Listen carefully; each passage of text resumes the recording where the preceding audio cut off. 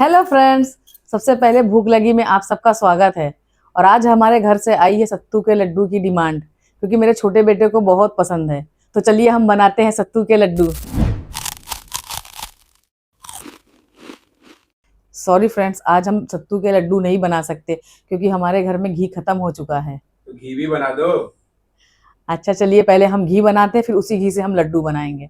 हमारे पास 15 दिन की मलाई इकट्ठा हो गई है, उससे ही हम घी बनाने जा रहे हैं। और मलाई को मैंने 10 मिनट पहले ही फ्रिज से बाहर निकाल कर रख दिया। यहाँ पर हमने मलाई को बड़े भगोने में ट्रांसफर कर लिया ताकि मिक्स करते समय मलाई बाहर ना गिरे और आराम से मिक्स हो जाए। और चम्मच की सहायता से हम भगोने को पूरी तरह से साफ कर लेते हैं और मलाई को छोटे छोटे टुकड़ों में बांट देते हैं। और जैसे ही हमारी मलाई नरम हो जाए तो उसको हाथ की मदद से हम फेंट लेंगे। मैं हाथ से मलाई निकालने में कंफर्टेबल हूँ, इसलिए मैंने ब्लेंडर का यूज नहीं किया है। अब मलाई को हथेली से दबाते हुए 5 से 7 मिनट तक के फेंट लेंगे, जब तक कि उसका दूध सेपरेट ना हो जाए। और जब दूध सेपरेट होने लगे तो उसमें बर्फ और पानी दोनों ऐड करके उसको हम थोड़ी देर और फेंटेंगे, क्योंकि बर्फ डालने से मक्खन थोड़ा कड़क हो जाएगा, जिससे हमें उसे दूध से अलग करने में सुविधा रहेगी। और अब मक्खन को चारों तरफ से इकट्ठा करके एक बड़ी सी बॉल बना लेंगे। और अब इस मक्खन की बॉल को एक बार ठंडे पानी से वॉश कर लेंगे। और अगर आपकी मलाई ज्यादा पुरानी हो तो उसे 3-4 बार ठंडे पानी से अच्छी तरह से धो ले, ताकि उसकी कड़वाहट निकल जाए। और जो दूध अलग हुआ है उसको भी छन्नी की सहायता से छान कर बचा हुआ मक्खन उसमें से भी निकाल कर सबको एक साथ कर देंगे। सारे मक्खन को एक बार फिर से ठंडे पानी से अच्छी तरह से वॉश कर लेंगे।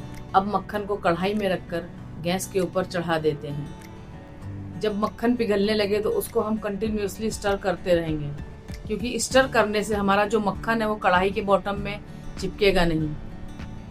अब हम मक्खन को 5 से 7 मिनट तक के हाई फ्लेम पर पकाएंगे।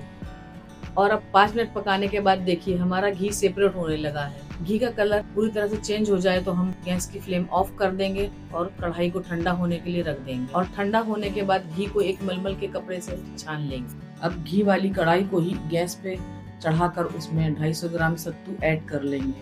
अब 5 मिनट तक सत्तू को धीमी आंच पर ऐसे ही भुनने दें।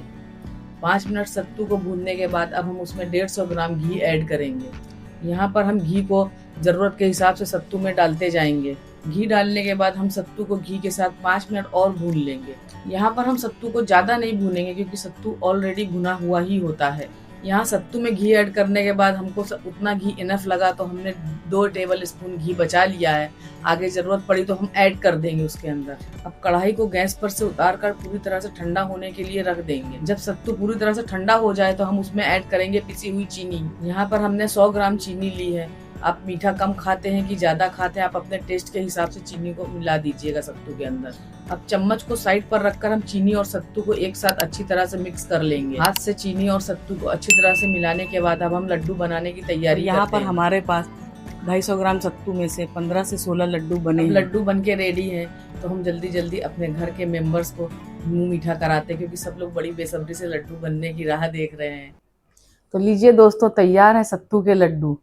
आप भी रेसिपी ट्राई कीजिए और हमें बताइएगा जरूर कि कैसी लगी हमारी आज की रेसिपी।